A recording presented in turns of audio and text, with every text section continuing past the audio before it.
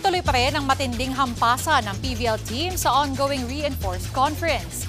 Isa sa mga inaabangan ngayon ay kung matutuldukan ng Signal Super Spikers ang winning streak ng sister team na PLDT High Speed Hitters.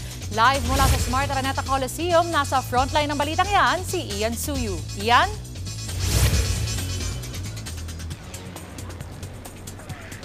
Denise, nagsisimula na nga pumondo ng panalo ang bawat koponan sa pagpapatuloy ng PVL Reinforced Conference dito sa Big Dome. At all eyes nga ngayon sa PLDT High Speed Hitters dahil target nilang i-extend ang kanilang winning run. Maya-maya nga lang makakaharap na ng High Speed Hitters ang sister team nito na Signal HD Spikers. Tila bad blood ang labanan ng PLDT at Signal, pero nasa magkaibang sitwasyon sila ngayon. Matapos magkampiyon sa Invitationals at PVL on Tour, on a 2-game winning streak ang PLDT.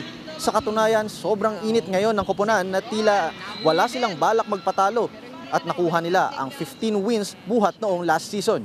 Samantala, nahihirapang makaporma ang Signal lalo't wala naman silang panalo mula nang magsimula ang torneo. Kanina, went for the kill din ang Farm Fresh Foxes kontra naman sa Solar One Capital Spikers sa ikalawang laro.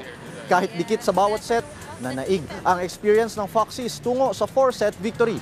Bumomba ng game-high 36 points si Import Helen Rousseau para ibigay ang best winning run ng Farm Fresh in 2 years.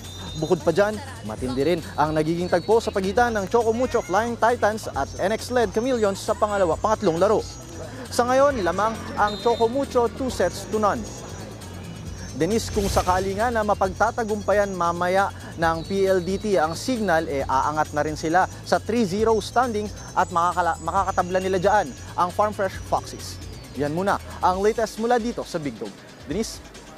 Maraming salamat, Ian Suyu. Mga kapatid, Cheryl Cosing po. Maging maalam at may pakialam sa mga napapanahong issue at headlines. Mag-follow at mag-subscribe na sa social media pages ng News 5.